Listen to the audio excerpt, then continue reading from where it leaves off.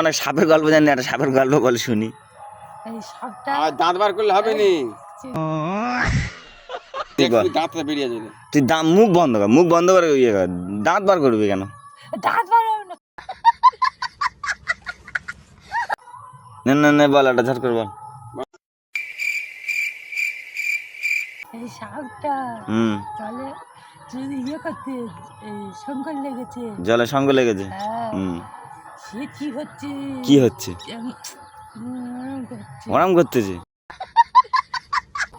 হ্যাঁ, তারপরে দেখলাম কেউটু সাপ, কেউটু সাপ ফুস করতেছে। হ্যাঁ, উঠে এই না যেটা গামছা পারলো, গামছা বাঁধলো, গামছা পেতে কি সাপগুলো ধরে গেছে? না, তবে গামছা পেতেছে, গামছা পেতে উঁচু করেছে, দেখি না কচি কচি কচি কচি পা, কচি কচি পা, হ্যাঁ সাপের আবার পা।